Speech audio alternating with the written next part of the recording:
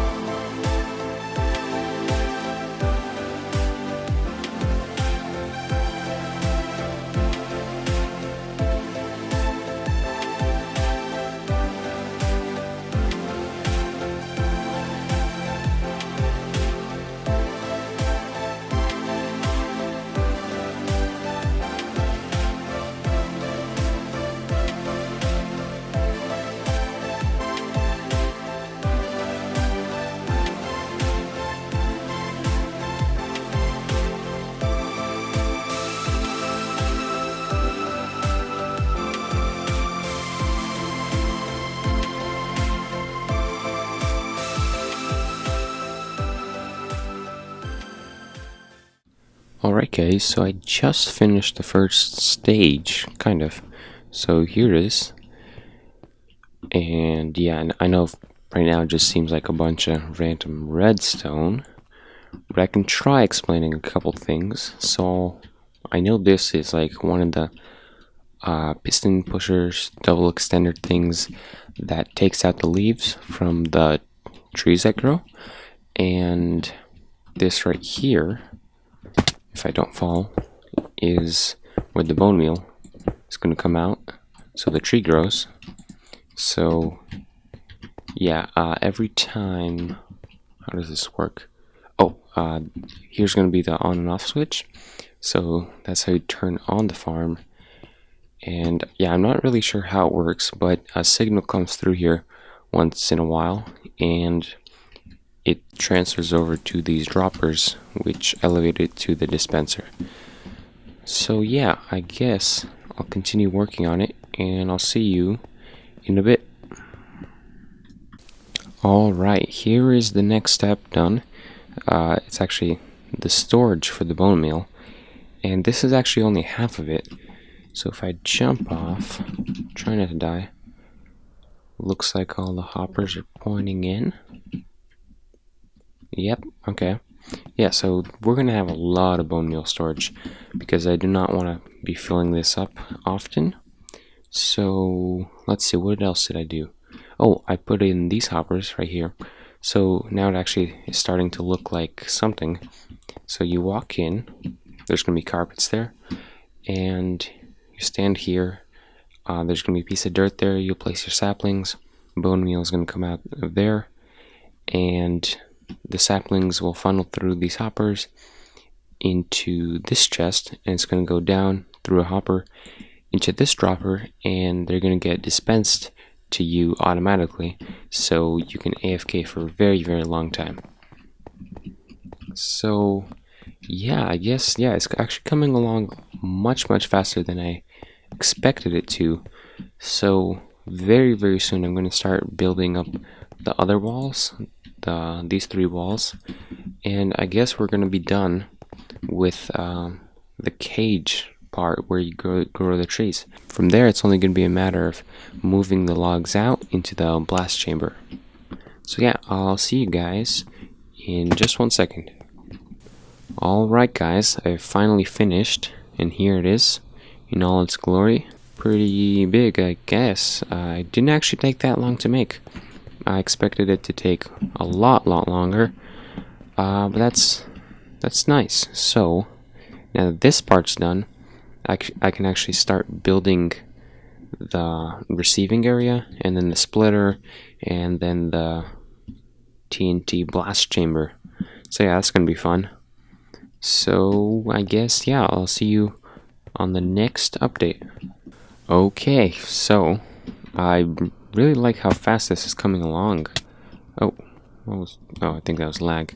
Yeah, it's coming along really fast. Like right now, I just completed this part, which is the wood compactor thing. So like if you grow jungle trees, they're gonna be super tall, and it's gonna be really inefficient to just put them make a huge blast chamber for them.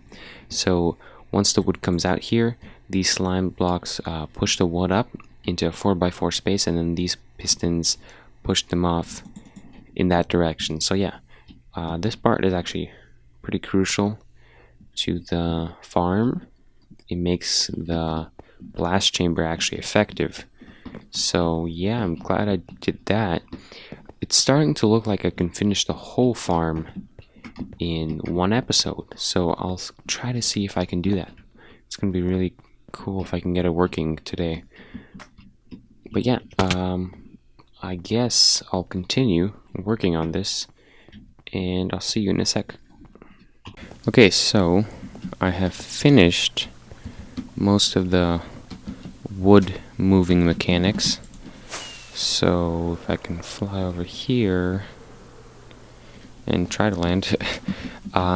So yeah, here the wood gets compressed into 4 high, and then this piston pushes it, and then the wood moves over here, and then these 2 pistons make it turn 90 degrees, so it goes that way.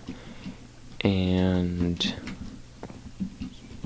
this over here, as you can see, is the beginning of the blast chamber. It's going to be pretty big. This is actually the part I'm least happy about building, because I'm pretty sure I'm going to mess up many times. I'm going to have to take out all that obsidian and put it back. But yeah, I'm pretty sure I'm going to get done very soon. So I'm very excited that I got this done in 1 day. I should have done it sooner.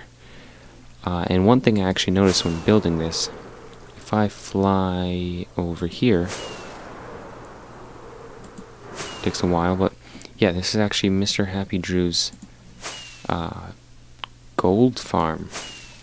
So yeah, I actually didn't know this was here. I've never been here, so yeah, it's pretty cool that we're that close together. And if only I know my way back. Okay, there we go. But yeah, I'll continue working on the blast chamber, and I'll see you, hopefully, when I'm done. Okay, finally, this actually took the longest, and here it is. Okay, if I don't die, let's see if I can fly over it. This right here, because I think the reason it took so long, because it's all floating like mid-air. there's nothing to place the blocks on, so I had to like stack up every time. And I really don't understand what most of this does, except this part. This is the counter. There's like observers down here and droppers.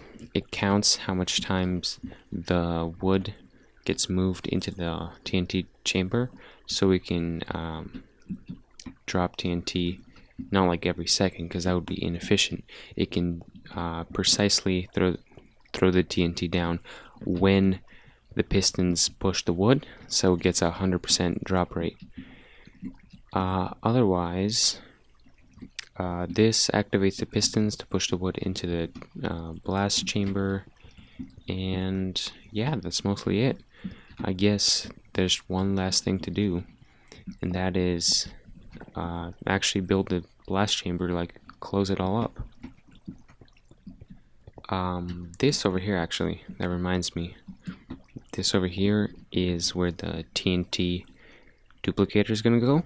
So yeah, that's actually gonna be the last thing. I don't want to put it in right now, so it destroys all this work that I've done. So I'm gonna put it in last, and hopefully I can get it done soon. Okay, I'll see you hopefully when it's done.